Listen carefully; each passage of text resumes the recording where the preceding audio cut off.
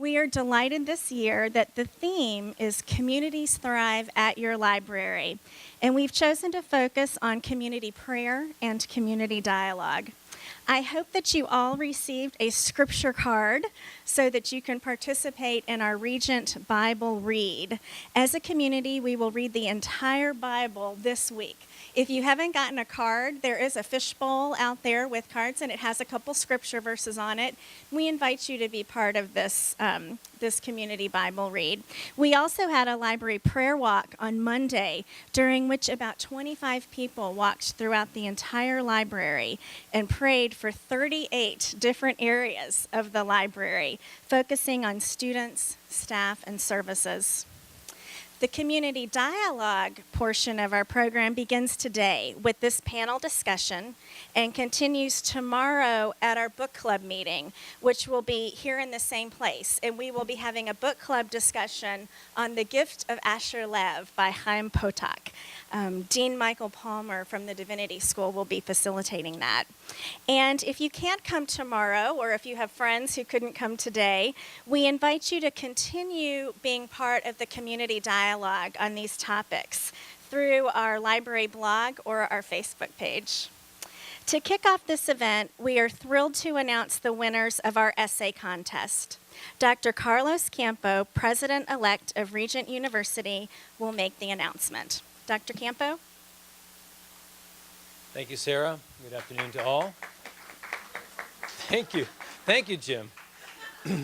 That delayed response, it just dawned in him.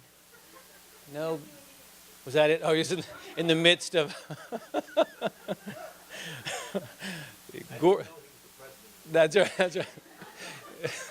So glad he wasn't mic'd for that. That's all right. He was in the throes of some sort of gourmet rapture there with the pizza. And it does not augur well, does it? It is April 15th, right? Someone told me that this is the date the Titanic sank. I'm not speaking long today. Lincoln was shot on the 15th of April, I believe. I mean, where's our historian? Harold, are you here? Our resident library historian, Harold will check me on those facts. He's already down the hallway. He's in the reference section checking. Okay. Wonderful. He's on Wikipedia. That's the right place. Now I get the delayed laugh for Jim. It's a perfect circle. Well, it is a blessing to be with you, even for this short while before someone breaks in and speaks some Latin and holds a gun. We'll pray against that. I don't know if Seth is here, but he is our third place winner from the School of Psychology and Counseling. Now accepting on Seth Bridges' behalf. Seth's here. Wonderful. I'm sorry, Seth. Please come. Now accepting on his behalf, Seth Bridges. Congratulations. Oh, here we are.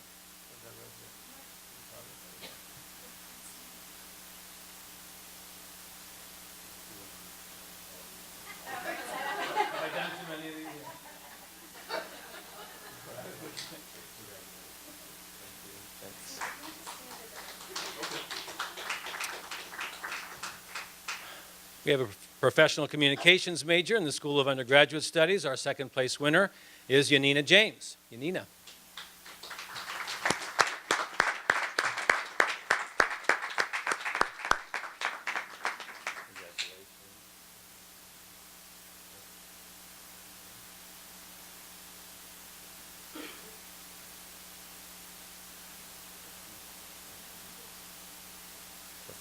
Oops.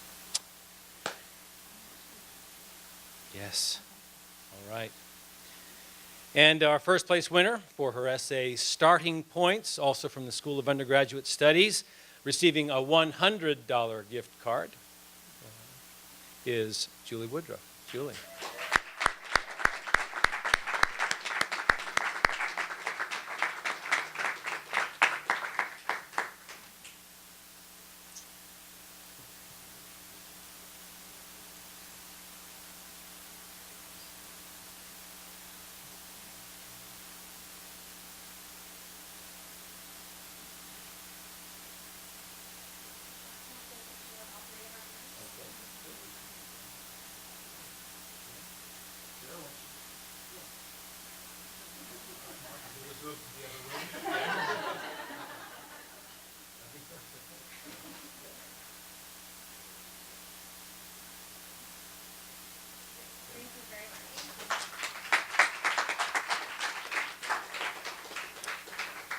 Well, again, thanks to all for coming. Sarah, thank you and your staff for another excellent event. We appreciate our distinguished faculty as well. Appreciate your participation. So please, won't you continue this exciting discussion of Wikipedia? Thank you. Please. Thank you, Dr. Campo. The theme, again, is Communities Thrive at Your Library. And for the next few minutes, we're going to have a community discussion about a much debated topic in higher education, the role of Wikipedia in scholarly research. Wikipedia is a free online encyclopedia that anyone can edit. It currently contains 3,294,395 articles in English, and it is the 6th most frequently accessed website in the world. It's a global phenomenon. Out of 15 million total articles, only 3.2 million are in English. Nevertheless, 23% of Wikipedia traffic comes from the United States. 82% of students in higher education use Wikipedia for their course-related research. The top reasons for using Wikipedia, according to the students, are to obtain a summary, to get started on an assignment, to find the meaning of terms and explanations of concepts. Even so, most students admit that they do not tell their professors they use Wikipedia. They simply avoid citing it in their reports. Is Wikipedia the academic equivalent of People magazine, a source that many people use but will not admit to? Is the disdain for Wikipedia held by many professors and some librarians just snobbery? Or is the encyclopedia that anyone can edit really just a mishmash of personal opinion and inaccuracies? Can volunteers around the world, people like you and me, create a high-quality, free encyclopedia? Or is this the ultimate postmodern information source in which authority is replaced by consensus and truth becomes anything the community decides it is?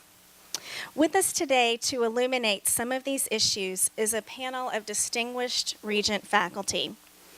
After each makes his remarks, Julie, our award-winning student, I hope she hasn't left. Oh, you're right there. Okay. I was looking for you in the back. Julie will come up and read her winning essay.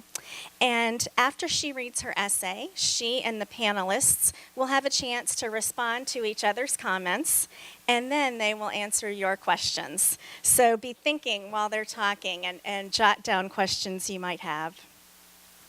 Professor James Duane is a graduate of Harvard College and Harvard Law School, the author of more than 83 scholarly articles and presentations. He's been voted Teacher of the Year by 8 graduating classes of Regent Law School, where he has taught since 1991.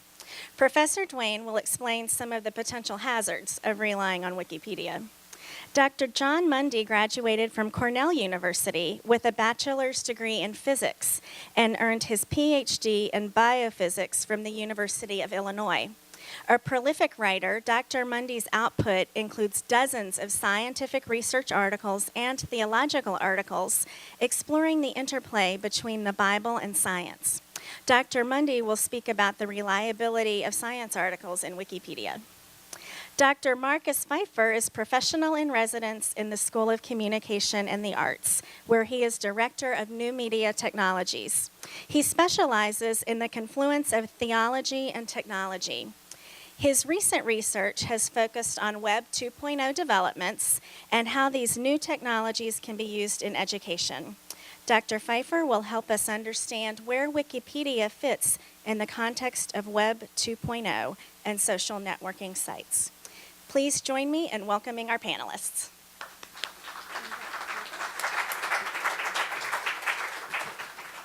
Thank you very much. I'm honored and humbled to have the opportunity to speak with you, not to you, and to go first when I'm serving on a panel as distinguished like this. I'm here not to teach so much as to learn, and I look forward to the discussion that we'll all be sharing at the conclusion of our brief remarks. Earlier today, Harold sent me a proposed outline of what the plan was for this meeting. I was told that Professor Pfeiffer would be giving a pro-Wikipedia position. I would be expressing the traditional disdain and contempt of the academic community. And he said that John would be speaking in the middle on what he said would be the balanced approach, from which I take it that my remarks are supposed to be imbalanced or unbalanced. I'm not sure. Let me begin my brief presentation by reading to you something that's been written about this particular subject. And I found this on the internet, so you know it's got to be reliable. Although the policies of the Wikipedia strongly espouse verifiability and a neutral point of view, critics of Wikipedia accuse it of systemic bias and inconsistencies, including undue weight given to popular culture, and allege that it favors consensus over credentials in its editorial process. Its reliability and accuracy are also targeted. Other criticisms center on its susceptibility to vandalism and the addition of spurious or unverified information, though scholarly work suggests that vandalism is generally short-lived, and an investigation in Nature found that the material that they compared came close to the level of accuracy of Encyclopedia Britannica. This is a fairly reliable, I think, summary of the main criticisms that have been and can be made against Wikipedia. I found this on Wikipedia's website under the entry Wikipedia earlier today. The place where I always go to begin and to end my research on every important subject. My primary concern about Wikipedia, of course, I doubt that any of us would dispute or to gainsay Wikipedia's right to exist. I'm not so extreme as to suggest that we'd be better off all around if it were somehow driven into extinction or obsolescence. If it were just one of the other several hundred billion unreliable web pages out there available for the public to inspect, it would probably do no particular harm. The thing about Wikipedia that is especially concerning to me and to some other observers on my side of this particular issue is the way in which Wikipedia has slowly managed, to its credit, to work its way into a position of such singular prominence. Although it does not yet have a monopoly on the encyclopedia industry, it does appear to be moving very quickly in the direction of someday, perhaps soon, holding something like a monopoly status on that, or at least to be so regarded by a very, very wide cross-segment of the community. And that's where the danger enters into all of this. When people, large numbers of them, but particularly the younger, the students and so forth, are apt to think, well, this is the place to go to get the definitive exposition, the reliable answer to every important question, the danger becomes obviously aggravated that many of these students may not fully appreciate the extent to which the things that they are reading are really much more unreliable than they appear to be, because it carries with it the illusion of an encyclopedia. Now, I may be dating myself a bit here, if you'll forgive me, although I see a lot of other fellows and women here who are about my age. I come from a different generation altogether when an encyclopedia was a book. It was hardcover, it was heavy, you could use it to keep papers from blowing around. It was that, and it was produced like most publications, like most written hardcover publications. It was produced by professionals, academics, professors, skilled professional trained researchers, people who were not writing anonymously, people who were more than willing to put their name on the line and to say, this represents the culmination of my research. Here are my sources. Here is my name. Here is where you can find me if you would like to discredit me or to question me. Obviously, this is not the way the internet works these days. A couple of particularly, I took a look earlier today. I thought in preparation for this, I'd begin by checking to see what Wikipedia says about me. After all, as you said, there are now something like 30 million entries on Wikipedia. I thought I'd check to see the reliability of what they have to say about me, my career, my work, my ideals, my plans, my hopes and visions. Turns out there's nothing at all. I'm not even on Wikipedia. You can find multiple entries on there, how to crochet socks, but there's nothing about me. And here I am, approaching the sunset of my career. If that doesn't thoroughly discredit the value of this enterprise, then I don't know what could. Here's a couple of real examples of some of the more notorious problems that have been publicly associated with the notorious fallibility of this particular form of research. An article from the Times Online recently reported of the famous example of a prominent Wikipedian who claimed to be a tenured professor of divinity, but was later revealed instead to be a young college dropout, at which point the site's founder, Jimmy Wales, reportedly responded that he was not concerned, that this is the way the thing works and is to be expected.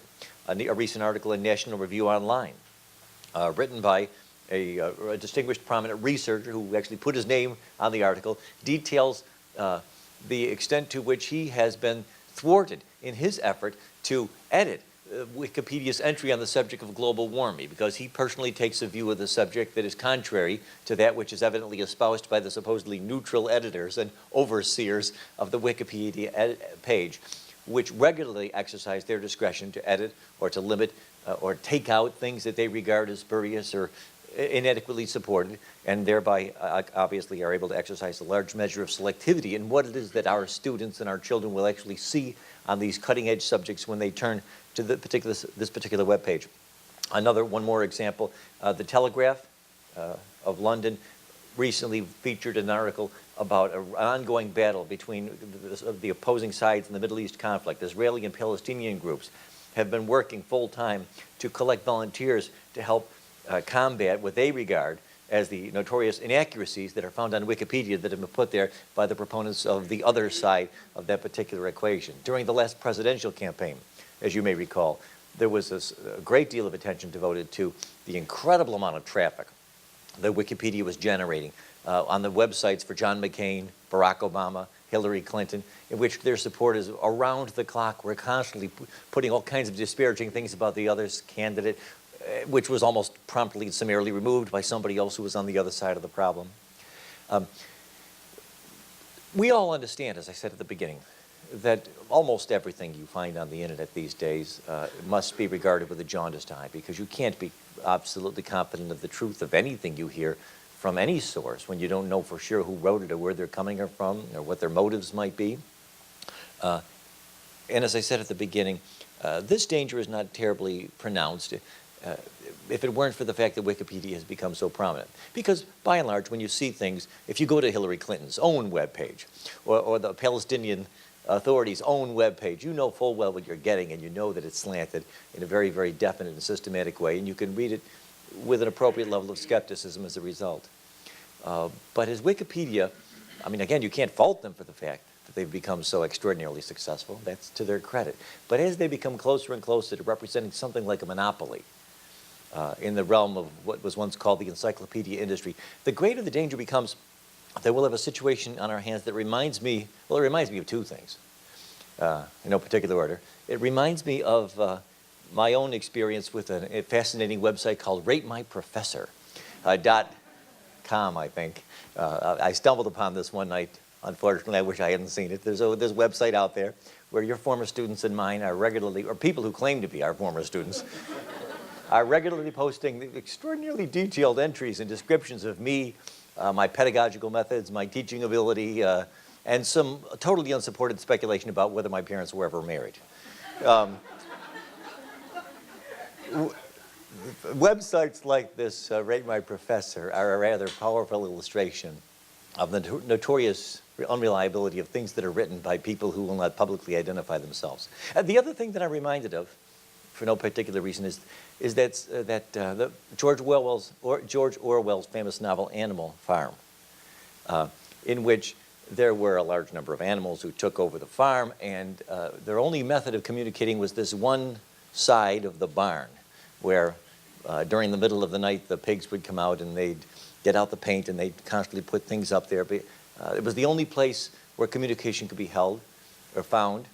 And so those who had control over this one side of the barn were able to exert a disproportionate and an inappropriate level of control over the minds and the thoughts and the level of discourse throughout the farm.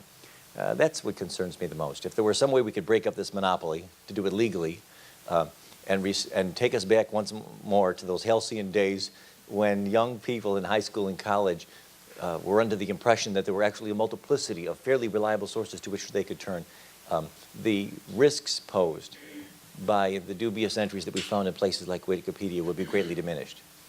These are some of the concerns that I have, and I look forward to the discussion that we'll be able to have when the others have presented the balanced approach to this subject.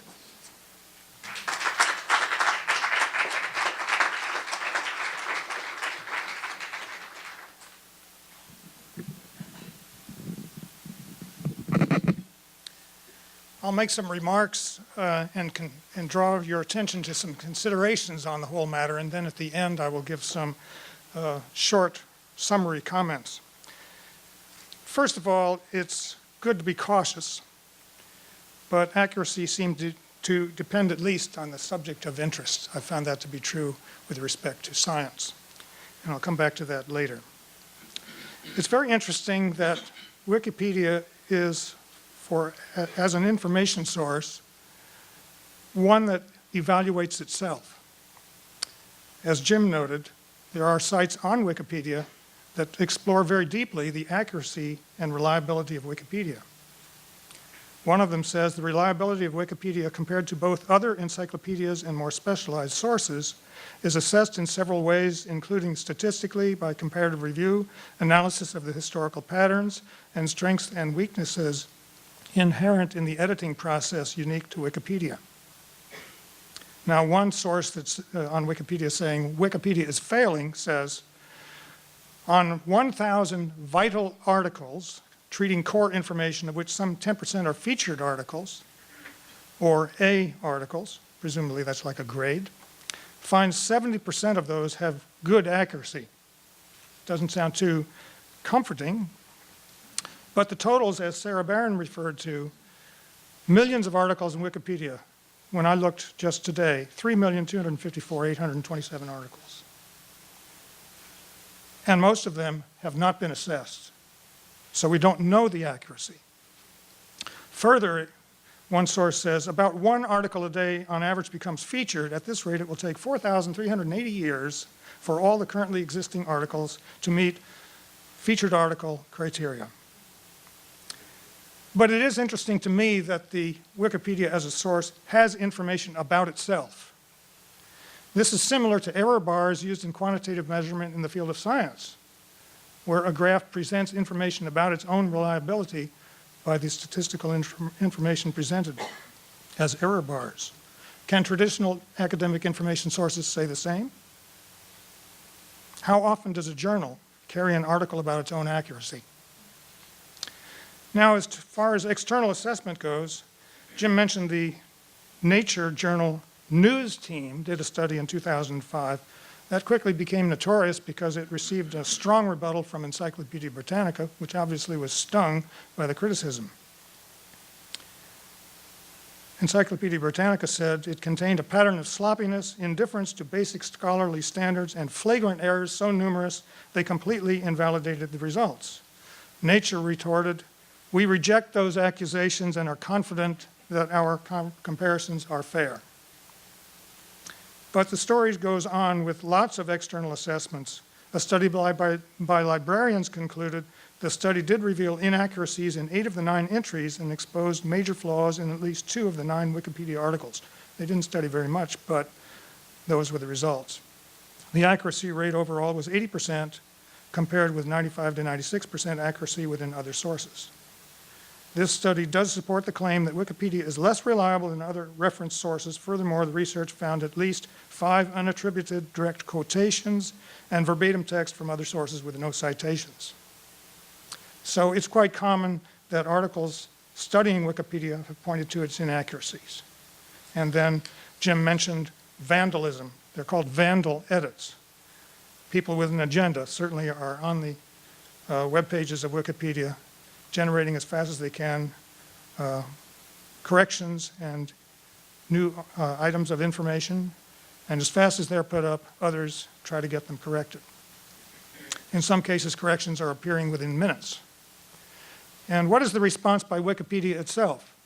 I think it's been a fairly responsible response. That is, consideration of the inaccuracies, trying to deal with them. For example, it's possible in Wikipedia by the people who control the site to find out who the people are that are making the most egregious vandal edits and to weed them out and prevent them from making further edits. This process, I think, will only improve over time. So I expect the internal correction procedures will be improving as time goes on. But there still is constant squabbling among anonymous editors. It's often dealing with political factors, not so much in science. Scientists are pretty quick to refer to professional sources and find out the truth and accuracy of a claim and to be able to make the correction. And it's not likely that someone will let it go if they're interested, as most scientists are, in truth. Now I want to make some remarks about the anonymous review in other kinds of professional literature. Peer-reviewed journals are obviously the gold standard. Nevertheless, errors do occur. Famous researchers are found lacking in their study methods or downright dishonest. Fraud occurs. Sometimes errors go undetected for years. It was only, I think, about 10 or 15 years ago that a major study came out criticizing Margaret Mead's basic research that launched her into fame and prominence. We could go on with numerous instances of fraud in the field of science as well as in other fields. Now, Wikipedia undergoes anonymous review and its reviewers are not screened. However, the reviewer base is much larger than for journals. Wikipedia is among the first truly globally accessible knowledge projects. Some object to reviewers not being part of the academy, but is reliability to be dependent on the source? Isn't it a matter of assessing the information itself? In terms of self-correction goes on in science and in other fields employing scientific-like methodology. It's very important to be accurate in correction, and also speed is an important factor. An online, globally accessible, and open knowledge base allows speedy correction and improvement. We cannot say the same about print journals. The accuracy of correction is being analyzed as we speak. But as one remark on Wikipedia notes, quality control requires control. At present, control is haphazard given the number of articles being so much larger than the number of serious and dedicated editors. So what are control mechanisms that need to be in place? Some of you have heard about the idea of a Delphi conference where there's a continuous updating and correction process among a number of people investigating or exploring a particular topic. This theme of a Delphi conference is what is at the heart of Wikipedia. In general systems theory, authors such as von Bertalanffy and Ashby characterized general features of systems that display regulation and control. So what we're really talking about is how do we assess Wikipedia with respect to its own quality of control through regulation and so on. The essential characteristic of regulation and control is feedback loops. And here is where Wikipedia does enjoy a major advantage. It's richly connected with multiple feedback loops entailed in its user and editor base. Journals, books, and encyclopedias, are they richly connected to permit effective control? Usually the review and correction process is limited to a small number of scholars. Is this adequate? Most of the time we assume that it is, but do we really know who's editing and maintaining peer review control over published articles? Unless we really investigate. Most of it's used sources, and we gravitate to the more important sources. But remember, there are hundreds of thousands of journals worldwide, just in the field of science. 10,000 a year, new ones every year in science. What about the selection of journals for academic use? In controversial fields, one that I deal with in earth science and biology classes is creation, evolution, intelligent design. Choosing sources there is often a choice of choosing among competing worldviews, and much more complex than a simple dichotomy between creation and evolution. The whole field is much more rich than that. Please do not disparage middle ground people who are exploring how the two interact. Even among Christians, different choices are available, and students without advanced knowledge told to go research the literature, what are they going to do? Are they going to be expected to choose among competing worldviews in their journals? What is the antidote, or what is the solution? Should we limit students' access to certain journals in terms of what they may use? Is that tantamount to a kind of propaganda in the classroom? In an Association of American Geographers meeting journal years ago, an article appeared discussing what was called images of man. There were about a dozen different models for the human being. Not one of them was a God-centered worldview. That situation illustrates the basic problem here today. A plethora of academic information sources are already presenting distorted views. How do we correct for that problem? Some academics disparage use of encyclopedia articles as sources. In other words, don't use any encyclopedia, much less Wikipedia. But authors of encyclopedia articles are people with reputations in their field. You can examine who writes an article in Encyclopedia Britannica, for example. The initials are given at the end of the article. You can look up the initials in a few pages at the beginning or end of the volume, as it may be. For the best encyclopedias, these authors rate as very high and certainly as adequate as peer-reviewed journal reviewers. Why is there a disposition to forbid, in some cases in academia, use of encyclopedia articles? Well, what about science? Of those sites that I have visited, and it's been numerous times ever since I became familiar with Wikipedia, my general impression is the scientific information on it is extremely reliable. I've not encountered an error. Now, of course, my knowledge is limited to certain areas in which I specialize, but still, as an information source to get started, particularly, I find it rich indeed. And the resources are given, and Wikipedia is stressing the addition of appropriate references to every article so that the literature that's vast that lies behind Wikipedia can be explored. It's appropriate to set rules of use, and so here are a couple just simple ones. It's appropriate to be using Wikipedia and such sources for initial rapid information gathering about a topic. I allow it in my courses for posting on discussion board, but I would certainly prefer that students not only use a Wikipedia article, but also other sources. In other words, it shouldn't be the sole one. But I would not allow referencing Wikipedia in academic research papers. I wouldn't do so myself in a research article I was going to publish, because the accuracy at present is not uniformly controlled, and we don't have a guarantee to any appropriate degree. But final comments. Wikipedia is going to grow in strength as the future unfolds. It's not going to weaken. I don't mean in terms of its popularity, but I mean in terms of its reliability. It's going to get better. Standard encyclopedias are in trouble. Print journals are in trouble, certainly financially, because the information flow is so rapid through internet sources and particularly through Wikipedia. Will all print journals, the hundreds of thousands of them, survive this onslaught? I doubt it.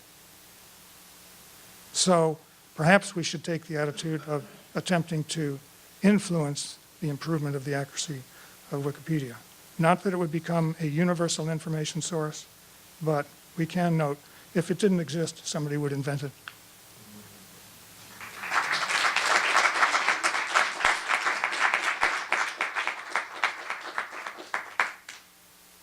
Thank you. It's my privilege to follow up here to my two colleagues. When Harold announced the email to us about this debate, it meant to be also entertaining, right? So I thought I brought a gift for my opponent on the complete other side of the spectrum in a fun way to symbolize kind of his point of view.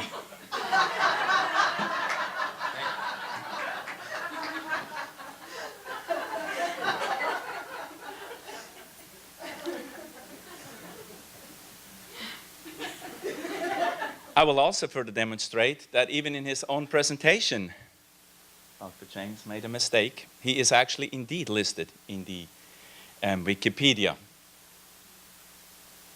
To add to the credibility to the Wikipedia, there is an article on Miranda warning that cites as a reference, academically, about 50 different references, and one of the sources it lists is actually he himself, Professor James Twain, and Officer George Broke, or how you pronounce it, Fifth Amendment lecture at Regent University.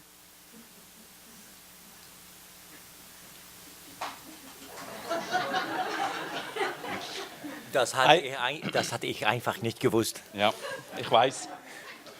I believe we are in a very exciting time in terms of mass communication. With the arrival of the internet, the World Wide Web in the mid-90s, and now in the last 5 to 7 years, the explosion of the interactive Web 2.0 media, I believe that our culture, popular culture, society at large, communication is changing rapidly. I believe in this movement, the actual individual, the user and the participant in it is empowered like never before in history. The Wikipedia in that sense is a result, call it a child, of that kind of movement. All of you have probably purchased something on eBay or on Amazon. If you look on these websites, any article, every seller, every buyer is rated. That's right. And is rated by peers, by people that bought merchandise, people that have sold merchandise, with comments and with stars. Marketing companies are finding out, name brands are finding out that people that are purchasing on the internet or in general in commerce are no longer actually listening to the manufacturer's advertisement itself, but buying based on peer-rated advertisement. The user has never been empowered like this before, and the Web 2.0 world and the Wikipedia is making this possible. I also believe that other developments in that area, online news sites, Craigslist, have put entire conglomerates that we've known for decades and centuries into a complete tailspin, like newspaper, printed. Also believe that with the arrival of Kindles and with iPads and other devices that we're going to see, the printed book is on its way out. I'm on the extreme side, you realize that. I think within a few years, our libraries, consuming large shelves and buildings, will be reduced to mainframe computers. I think that's where it's going. In that Web 2.0 world, I do believe there is an undercurrent philosophy. And it's a postmodern philosophy that has also given rise to a number of literatures. For example, The World is Flat, a very famous book by Friedman. The wisdom of many that are smarter than one. The wisdom of the crowds. There's a whole new school of thinking that pluralism and consensus, and in a socialistic way, has much more knowledge and information than individual sources. I do believe that as we're looking at traditional encyclopedias or printed literature, it is based on a hierarchical top-down model, as it's been pointed out. A few PhDs get together on a particular topic, an editorial board, a few peer reviews, and then it generates a textbook. It generates a journal. As it has been pointed out, and I'd like to expand on that, these sources that we traditionally cite or accept in academic research, books, journals, you name it, are actually very flawed. Here's some information.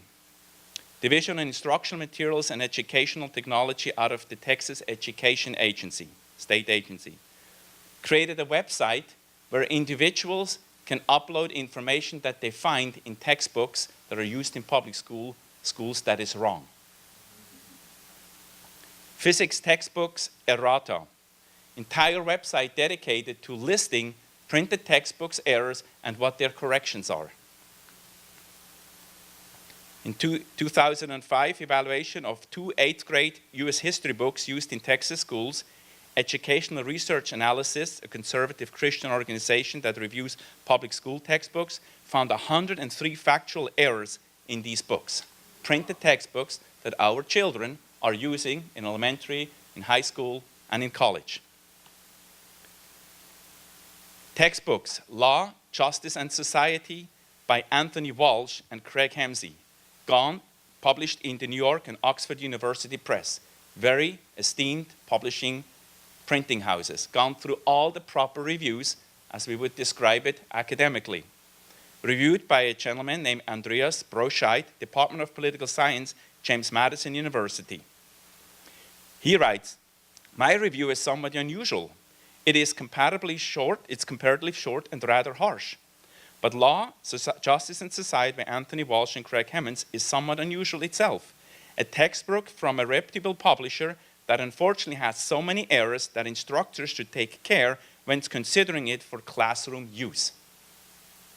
While we're criticizing the encyclopedia, the Wikipedia, we are not honest, or to some degree, that our traditional academic approach to literature, to online journals, is actually very flawed itself as well. The fact is also, even though in peer reviews and books are citing each other, it has been demonstrated that certain errors have been recited throughout textbooks from one another, copying to each other, creating even a worse of a situation. And here we are upholding that as the gold standard, acceptable standard in term papers in academia. Yet it is a very flawed process itself. And at the same time, we're criticizing a new tool that's coming in this Web 2.0 world that's trying to make a difference, that's built on a different paradigm, on a paradigm of collaborative intelligence rather than a hierarchical kind of a monopolized approach to academia. School district wants refund for textbook errors. Sacramento, California. School district owns so many textbooks that contained errors, mathematical textbooks, that demanded a refund from the publisher, and so on and so forth. I do believe the upholding of our traditional academic standards should be open to scrutiny and to evaluation and to criticism as much as it's leveled against the Wikipedia. I do believe the upholding in many cases is a self-service or a self-serving type of function, or at worst, it's been printed out, a snobbery, an academic snobbery, or an academic arrogance. I do believe, based on this development in the Web 2.0 world, education is rapidly changing. These influences, the way people, what I call the screen generation, is relating to each other on Wikipedia, on Facebook, on Twitter, on YouTube. I do believe that it's challenging education dramatically. I think we need to be careful that we understand these trends and that we work with these trends and are a part of these trends rather than creating a siege mentality that we're prohibiting the Wikipedia and other tools like that. The reality is, when I'm teaching in the classroom, 90% of my students have their notebooks open. While I'm teaching, they're updating Facebook, doing email, and doing instant messaging, right? And they're doing so in your classroom as well. Any topic I talk about, within a few seconds, they can know more about it than I can. That's a reality. And we need to face that reality and work with that reality. And be humble about that reality rather than a siege mentality or sticking our heads in the sand that this does not pertain to us or that we need to defend that. In that sense, also, as we as a university, I believe we're always looking to integrate faith into our approaches. So and also in my presentation, I noticed he was absent in my colleague's presentation. I do believe the Wikipedia is found in Proverbs. As one man sharpens another, so does iron sharpen iron, right? The reality is that the Wikipedia has not created an academic chaos of knowledge and truth, lowercase t. It has not done that. It's only 3-4 years old, and in that short time, it has established itself, at least, if not more, as a semi-credible source of facts and knowledge and lowercase truth. No telling what it would be in 5 years, in 10 years. And encourage us, all of us, to be a part of a process like that and to contribute rather than to be worried and to prohibit that kind of process. When another integration of faith scripture, plans fail for lack of counsel, but with many advisors, they succeed. Thank you.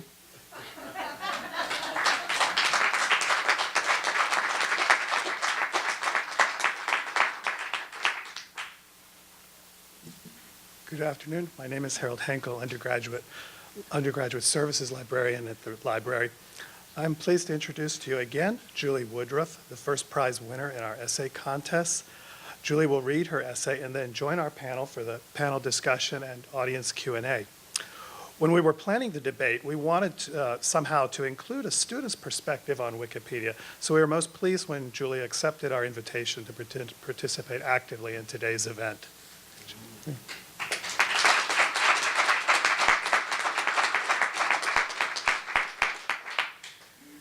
Hello. Once again, my name is Julie Woodruff, and I am a junior in the Regent University undergraduate program studying English. Just a small background on my essay. I've had just over 90 credits of English, my English major, of which most of those courses have been intensive writing and reading courses. And in no course have I ever been allowed to use Wikipedia for any source of citation. So, with that said, my essay is titled Starting Points. When a student enters the Regent University Library website and clicks into the databases icon, they have the option to begin with starting points. What is a starting point? It is a place to begin. New media technologies are recreating the academic environment, and Wikipedia is a leader in this online learning. There is no resisting the change that new media is bringing to academia, and technology will continue to change the scholarly environment. In the online world of articles, books, blogs, and wikis, a place to begin is crucial. Wikipedia is that place to begin. The historic Socratic method teaches that discussion, including question and answer, is the method that best highlights new ideas and brings greater understanding to an audience. This kind of learning occurs through the sharing and discussing of ideas. Wikipedia is a communications technology that allows for the sharing and discussing of various topics. It is a place where all can come to edit, share, gain, and critique information. Wikis have made the goals of postmodernity possible by allowing for the voices of many people, educated or not, to be heard. Wikipedia's open environment allows for a more culturally influenced perspective on information sharing. Culture is an influential and ever-changing factor in academic study, and Wikipedia does not limit information sharing to only educated groups. The presentation and critique of various ideas is a cornerstone in higher education, and technologies like Wikipedia help make new ideas and perspectives available. Still, Wikipedia is not peer-reviewed or mediated. The only mediation is the editing available to everyone at the click of a mouse. No standard specifies what can or cannot be written or what topics are appropriate for discussion. Therefore, a Wikipedia user accepts the risk that information found on Wikipedia is possibly subject to error. It is not appropriate to cite Wikipedia information as bona fide knowledge or as a primary source in research. Even Jimmy Wales, creator of Wikipedia, did not create Wikipedia to be used as a scholarly source. He says, "The goal is to give people a free encyclopedia to every person in the world, in their own language, not just in a free beer kind of way, but also in a free speech kind of way. The goal of Wikipedia is to provide information to everyone as an avenue of free speech, not necessarily a scholarly source. A student who relies on Wikipedia as a primary source in their research is not being scholarly, but instead lazy. Wikipedia is not a qualified scholarly source, but is best used as a place to begin. Today, research occurs more often at a computer than in rows of a library. Wikipedia is an excellent online location to begin this research. It allows for a broad perspective on information sharing, so a student may define a niche and begin their research. It is a starting point, not an end point." That's all.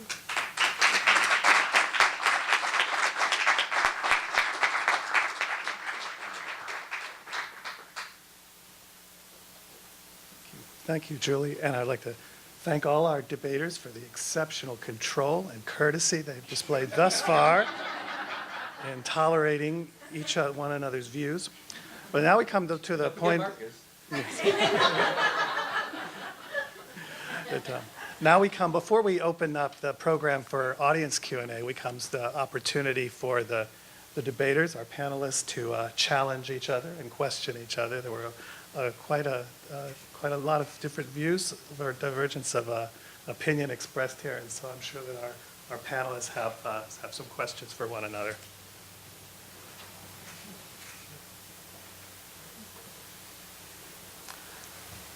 I have a comment.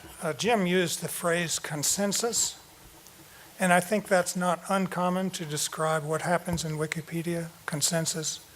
But it's a strange way of developing a consensus. In committee work, when a consensus is formed, it's by the exchange of ideas back and forth, wrestling with the nuances of language, and finally making a careful expression of the thought. Wikipedia involves independent edits, which ultimately arrive at a state in which people agree to stop editing.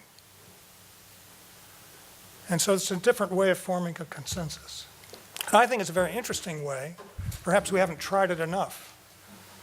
I sometimes edit my own work in the form of that kind of consensus. I go back to it later and realize I need to add a statement here or modify what I've already written. So in that sense, I'm forming a consensus with my earlier views. And I just think it's an interesting source of remarks for our understanding of Wikipedia to recognize what it is doing. I think I'd like to add to that, Wikipedia itself publishes what it's called the verifiability of articles it allows to go live. It has a very detailed outline of what kind of process material has to go through in order to be included in the Wikipedia. For example, you have here the threshold for inclusion in Wikipedia is verifiability, not truth.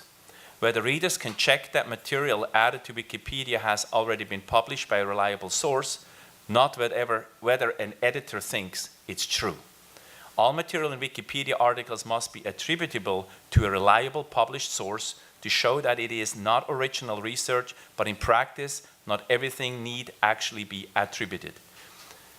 This policy requires that anything challenged or likely has to be challenged. So there is a very rigorous process in place, similar to peer reviews and others, but much more on a broader scale, that actually allows for an article to go into the Wikipedia. And that's why I believe it has a very, very high degree of accuracy. It is at least as accurate as common traditional textbooks or journals, if not more accurate. You go with that, man. I wouldn't worry too much, folks, about my dear friend's dire predictions that someday soon we may see the extinction of the modern library as we know it. That's what they said about my friend the Diplodocus. And as far as I'm aware, I think they're doing quite well, if I'm not mistaken. Oh, wait, hello? Oh, never mind.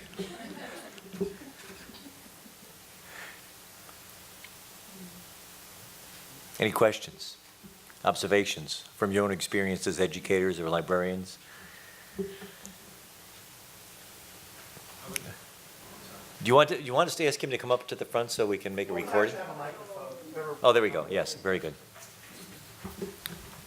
First of all, I'd like to make an observation that this panel is much more august than just appears to be so. They all wrote biblical books. We've got James and John and Marcus here. And Harold Henkel would definitely pass for Luke.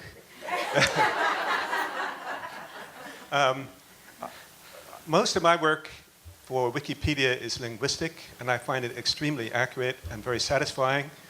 I find it most useful, not for learning, but for reminding. I often forget a date or a name or a place, and if it's repeated in Wikipedia, I would recognize it. So instead of pulling something off my shelf, instantaneously I'm reminded, oh yeah, that's the date. Now, if it's something I don't know, of course, they often list sources, and I can take it from there. So for me personally, I don't disallow it in class, I don't disallow it for any assignments, but one has to cite it, of course, because I use it that way myself as a starter. But I do have a question. As a linguist, I'm wondering, what on earth does the word wiki mean? It's only been out there 5 years, but I cannot find it. I'm assuming it means something like free. Does anyone on the panel know what this word means, and what language is it? Does anyone know that? Anybody except me knows that? Yes, I can tell you. I believe its derivation is from Hawaiian. I'm impressed. It is. Go ahead. Go ahead. And I believe it means, comes from the Hawaiian word indicating free or universal, widely available. Wiki means fast, super fast. Oh. But it is a Hawaiian saying. That's right. Oh, it's fast. That part of the fact you had correct. I apologize for my error, the imperfection of my response. I got my information from Wikipedia.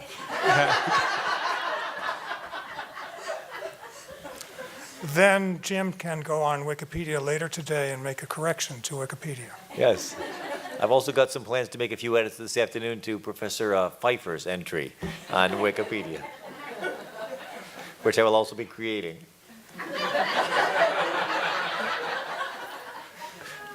Yes, I have a question. My name is Kawini in Hawaiian, and it truly is. It's Steve, and that is true. It is a wiki. My wife is from Hawaii and knows fast, loose, quick, immediately updatable, so it really fits what it is. But you know, one of the questions that comes to mind is actually who determines the meaning of a lot of these terms themselves. Even the question of reliability, Marcus, I would ask. You use the word reliability, but we don't explain what that means. What kind of standards do we use to judge the term reliable? And whose definition is that?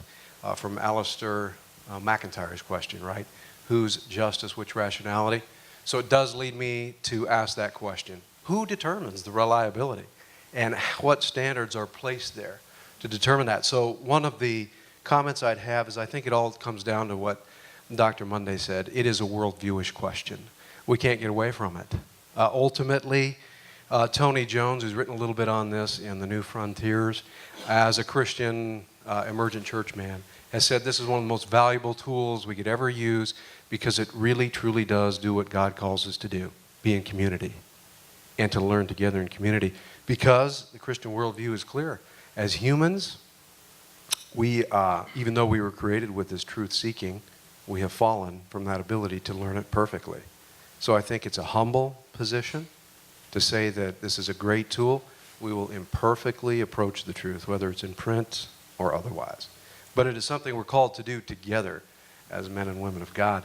So the question I end up with here to any of the panelists is, how does the view of reality, or your worldview of how things are to be reliable and trustworthy, really fit into the overall picture? Julie?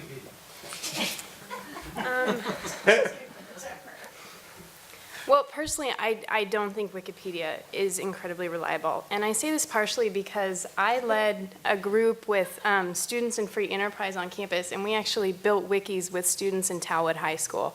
And when I went in there and spoke with the students, they said that they had all been on Wikipedia and knew how to edit.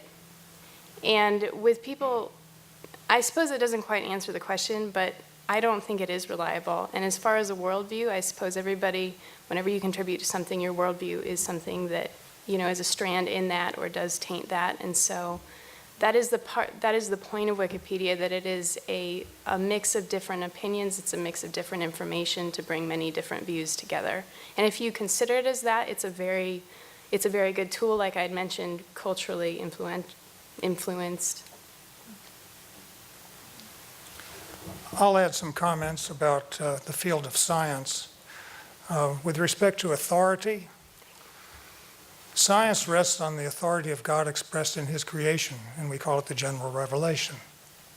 So scientists, among many communities, probably has a very secure idea of where to draw its authority from.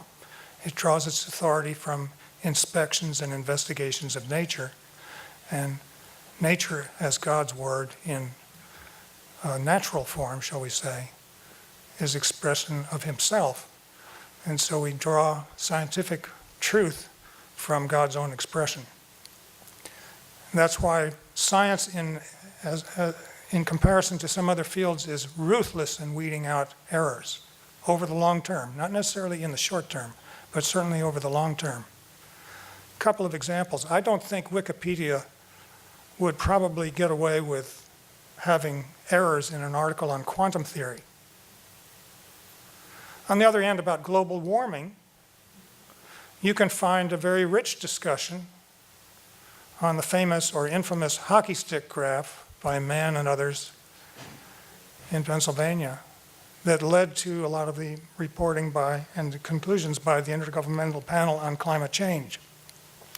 However, science has been busily correcting that point of view.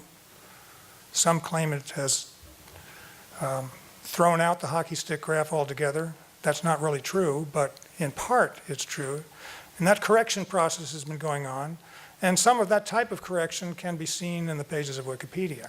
In other words, it's experiencing by reflection what is actually happening in the scientific community over It's time. really, the vision of Jefferson. He envisioned higher education, so that all of us ordinary citizens would become well-informed, able to participate.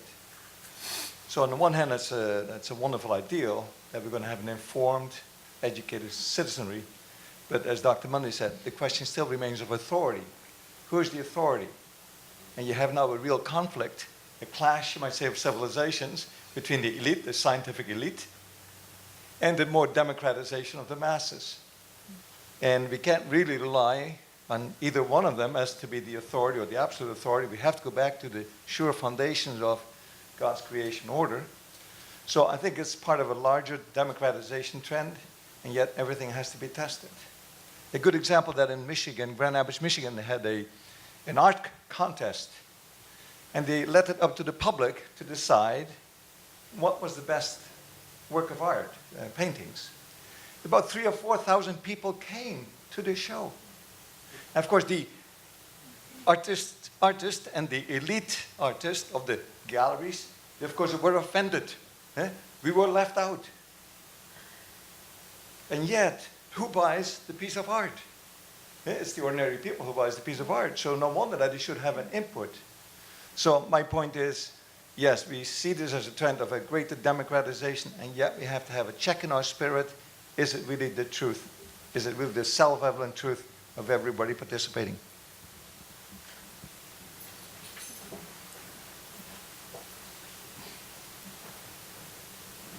Yes, I was going to ask if, is there anything between the traditional print journal and Wikipedia that maybe has some of the qualities of both? For example, is there any online journals that maybe are somewhat self-correcting? I probably should have asked one of the librarians this before I asked the whole group, but maybe a librarian can answer, or the panel.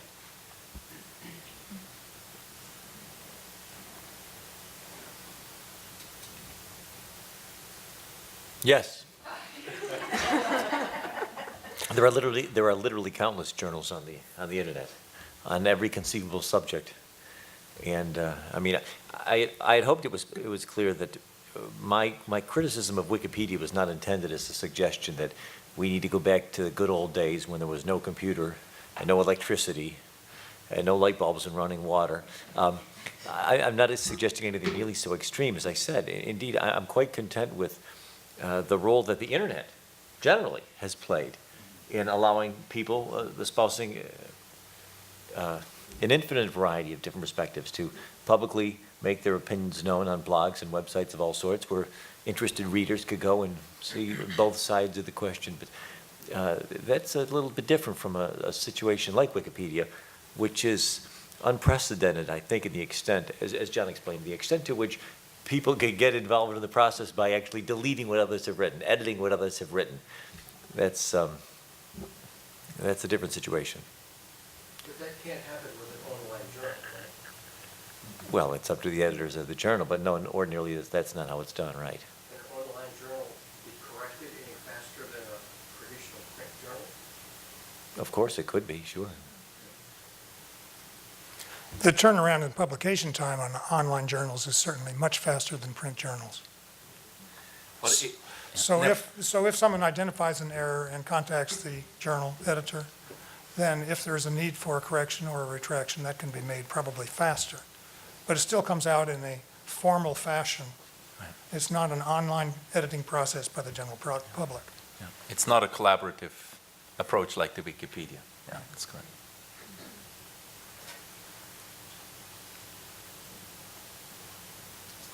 I wanted to say, Marcus, you said that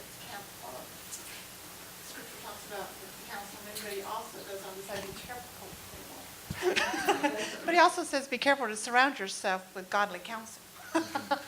It's not just the counsel of anyone.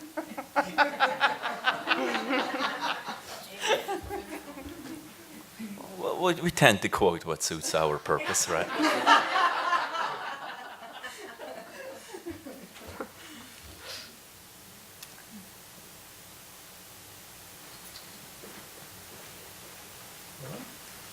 For his eloquent and moving defense of the book and libraries, I hereby pronounce Professor Duane the winner of our debate.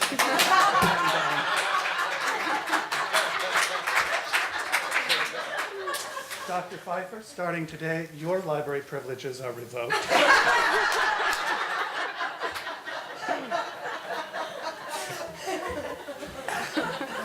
I should also mention that, remind everyone that professional librarians are here to help students analyze and evaluate information on the web. So for students come in, from the faculty, I say that we are here to help your students assess the reliability of sites like Wikipedia and rate my professor. But seriously, I would really like to thank everyone. A lot of people loaned their considerable talents into making this event a success. Our three wonderful faculty panelists,